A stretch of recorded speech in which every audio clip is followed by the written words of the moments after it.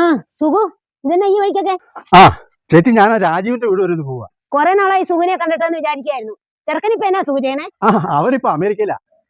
ഈ ഗൂഗിൾ മാപ്പൊക്കെ ഉണ്ടാക്കണേ, അതിന്റെ പരിപാടിയാ. പറഞ്ഞു കയറുന്നില്ല, അവൻ വിളിച്ചല്ലോ.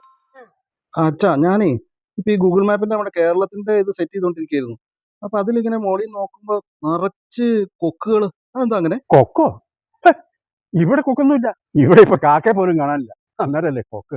നീ എന്നെ ഈ പറയണേ? അച്ഛാ, ഈ ഗൂഗിൾ മാപ്പിന്റെ മോളിൽ നിന്നുള്ള ഷോട്ടല്ലേ, അതിൽ നമ്മൾ ഇങ്ങനെ നോക്കുമ്പോ താഴെ ഇങ്ങനെ വെളുത്ത് കുറേ കൂട്ടം പോലെ ഇങ്ങനെ ഉണ്ട്.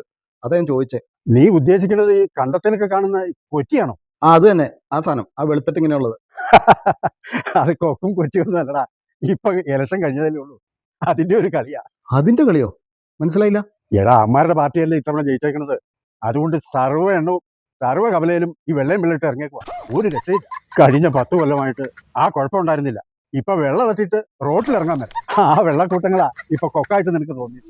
ശരിയെന്നാ, നിന്റെ പണി നടക്കട്ടെ. പീതാംബര, ഇതെങ്ങോട്ടാ? ഞാൻ ഇവിടം വരെ ഒന്ന് പോവാം. നിങ്ങളെ വിശ്വസിച്ച് വോട്ട് ചെയ്തിട്ട് എന്തെങ്കിലും തീരുമാനം ഉണ്ടാവോ ഈ മുഖ്യമന്ത്രിയുടെ കാര്യത്തിൽ? പിന്നെ നാളെ വെള്ളപ്പൊക്കം കാണും. മിനിറ്റുകൾക്കുള്ളിൽ എന്ന് പറഞ്ഞിട്ട് ഇപ്പൊ ദിവസം 10 ആയില്ലേ? പല മിനിറ്റുകൾ കൂടുന്നതല്ലേ മണിക്കൂർ, പല മണിക്കൂർ കൂടുന്നതല്ലേ ദിവസങ്ങൾ. എന്തായാലും നാളെ വെള്ളപ്പൊക്കം കാണും, അതിന് സംശയമില്ല. വെള്ളപ്പൊക? ഇതിപ്പോ ഞങ്ങളുടെ പുക കാണുന്നതാ തോന്നുന്നത്. ജനാധിപത്യത്തിന്റെ സൗന്ദര്യം അങ്ങനെ. നിങ്ങളുടെ പാർട്ടിയെ പോലെ അല്ല. നിങ്ങൾ ഭരണത്തിൽ കയറാനുള്ള കാരണം ഞങ്ങളുടെ നേതാവാണെന്നാണല്ലോ പറയണതല്ലോ, സത്യമല്ലേ? അപ്പോ മുന്നിൽ നിന്ന് പട നയിച്ചത് നിങ്ങളുടെ നേതാവല്ല, ഞങ്ങളുടെ നേതാവാ. അപ്പൊ പുള്ളി മുഖ്യമന്ത്രി ആവട്ടെ. നാളെ പുക കാണുന്നേ. കറുത്ത പുകയാ സാധാരണ എഞ്ചിനിന്ന് വന്നെ. വെള്ളപ്പുകയാണെങ്കിൽ എഞ്ചിൻ പണിയാറായിരുന്നു ഉറപ്പാ. 3 എഞ്ചിനാ ഡൽഹി പണിയുന്നത്, അറിയോ?